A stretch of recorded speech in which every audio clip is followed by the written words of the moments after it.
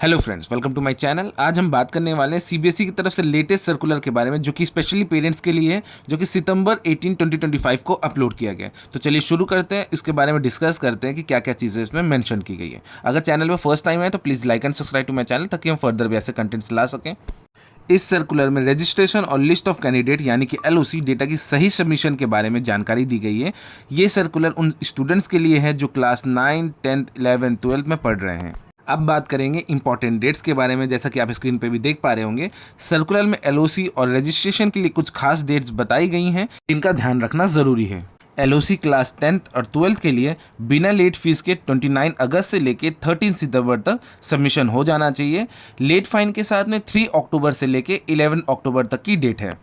और registration for class 9th और 11th के लिए बिना लेट फीस के 16 सितंबर से लेके 16 अक्टूबर 2025 तक डेट है। और लेट फीस के साथ में 17 अक्टूबर से लेके 31 अक्टूबर 2025 तक डेट रहेगी।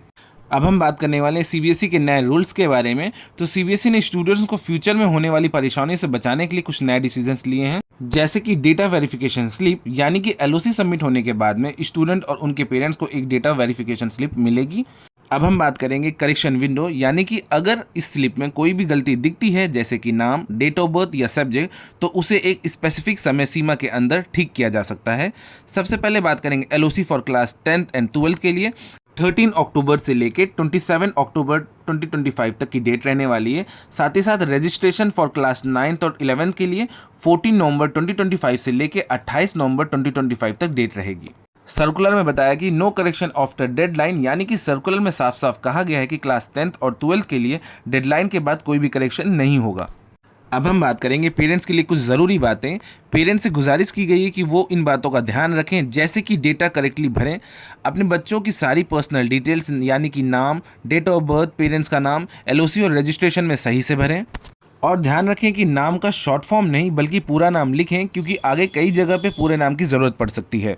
एक चीज़ और पेरेंट्स को ध्यान रखना है, अगर आपका बच्चा विदेश जाना चाहता है तो सरनेम ज़रूर भरें, क्योंकि ये वहाँ कई देशों में मांगा जाता है। पेरेंट्स को ये भी इंश्योर करके रखना है कि जो भी सब्जेक्ट्स भरे गए हैं बहुत सोच समझ कर भरें, क्योंकि एक बार डेडलाइन निकल गई तो चेंजेस नहीं पॉसिबल होंगे।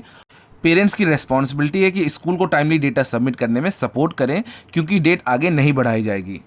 तो इस वीडियो में सिर्फ इतना ही था। अगर आपको वीडियो अच्छी लगी हो, इन्फॉर्मेटिव लगी हो, तो please like and subscribe to my channel. मिलते हैं नेक्स्ट वीडियो में। Thanks for watching.